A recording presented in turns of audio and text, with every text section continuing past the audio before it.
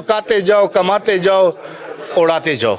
इसमें जो 3 हिस्सेदार हैं वो शायद खटक भी है, सुहेल अफरीदी भी है और मीना खान जिसकी ये मिनिस्ट्री है। मैं दावे से कहता हूँ कि 84 करोड़ रुपए में करक में 5 करोड़ रुपए, 1 करोड़ रुपए भी नहीं लगे।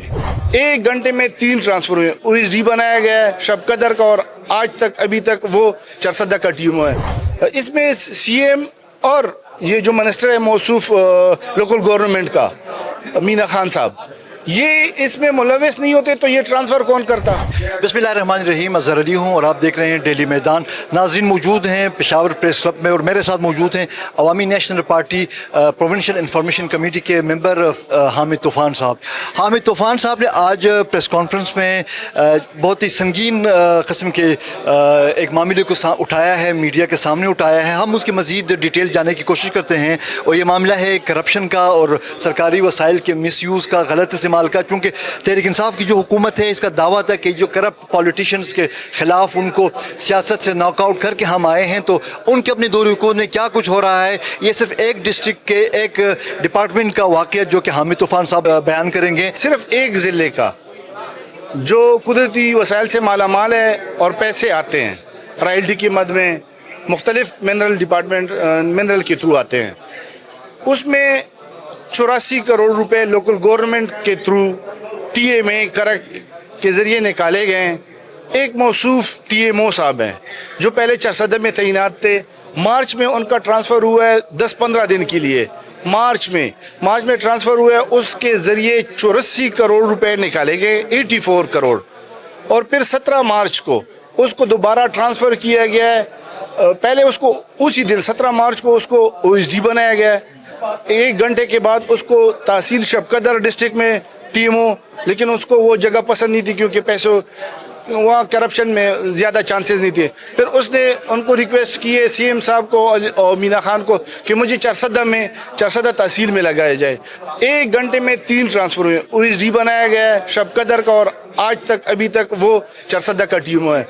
उसके ज़रिए जो 84 करोड़ रुपए निकाले गए, मुझे जो मालूमात दी गई हैं, मुझे जो मालूमात हैं, उसमें तकरीबन 1 करोड़ 90 लाख रुपए इस TMO साहब का हिस्सा बनता है। बाकी जो 82 करोड़ हैं उसमें शायद करप्ट, जिसको करक में लोग डबल शाह कहते हैं, करक के MNA शायद खटक का जी, वो मैं खटक कौम तो बड़े बहादुर है, बड़ी ईमानदार है, मैं उसको खटक कौम को मैं बदनाम नहीं करना चाहूँ, वो एक बहादुर कौम है। लेकिन ये शायद करप्ट साहब जो है उसको 82 करोड़ में इसमें जो 3 हिस्सेदार हैं वो शायद खटक भी है, सुहेल अफरीदी भी है और मीना खान जिसकी ये मिनिस्ट्री है। मैं दावे से कहता हूँ कि 84 करोड़ रुपए में करक में 5 करोड़ रुपए, 1 करोड़ रुपए भी नहीं लगे। ये सिर्फ एक महीने की बात है। बाकी तो फरवरी के महीने में 6.5 अरब रुपए से ज़्यादा और 7 अरब रुपए से कम के टेंडर हुए हैं, जो ज़्यादातर मोबिलाइजेशन में पैसे निकाले गए हैं। वैसे तो पूरे सूबे में करप्शन की भरमार है, लेकिन जो रैंकिंग में टॉप पे है वो शायद करप्ट की वजह से करक आजकल सूबे में करप्शन के रैंकिंग में नंबर 1 है।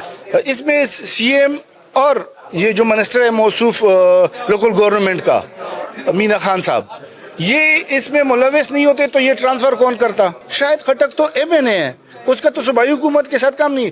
लेकिन ये जो 3 का टोला है, 3 का सुहेल अफरीदी, मीना खान, शायद करप्ट, ये सारे जो है ना, ये स्टूडेंट लाइफ से एक टोला है।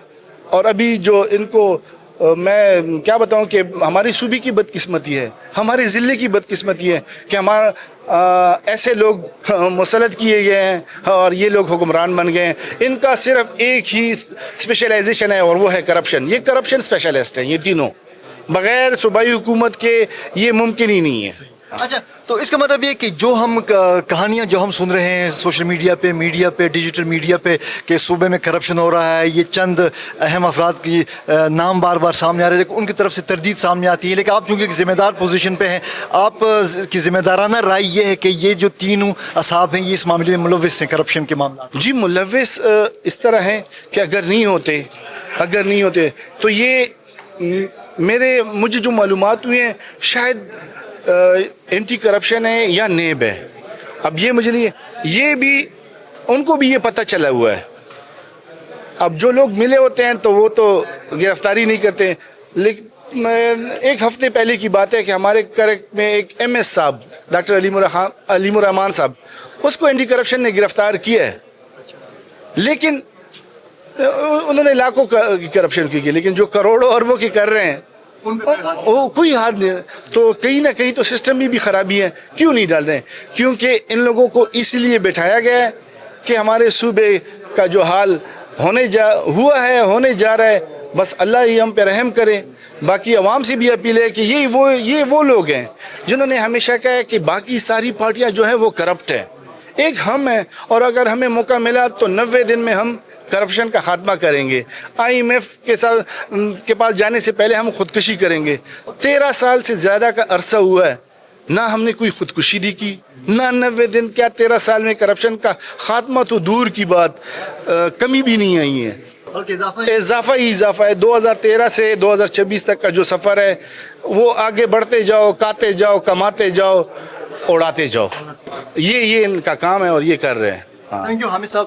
یقیناً یہ صورتحال جو ہے خیبر پختونخوا میں جو کرپشن کی جو باتیں ہو رہی ہیں اور جس پیمانے پہ ہونے کی باتیں ہو رہی ہیں، اور جب سیاسی جماعتوں کے ذمہ دار لوگ جب اس کی نشاندہی کریں تو جو متعلقہ ادارے ہیں جو کرپشن کی روک تھام کے لیے، جو کرپٹ لوگوں کے گرفت میں لانے کے لیے، ان کے لیے لازمی ہو گیا کہ وہ مملکت پاکستان کے ساتھ اپنی وفاداری کا احساس اور اس کا حق ادا کرنے کے لیے کرپٹ عناصر کے خلاف گہرا تنگ کریں اور ان کو اس طرح کے قومی وسائل کے بے جا استعمال یا اپنے ذاتی مفاد کے لیے جو اداروں کے استعمال کا جو سلسلہ ہے اس کو روکنے کے لیے فوری طور پر حرکت میں آئیں. کیمرہ ٹیم کے ساتھ اظہر علی کو اجازت دیجیے. اللہ حافظ.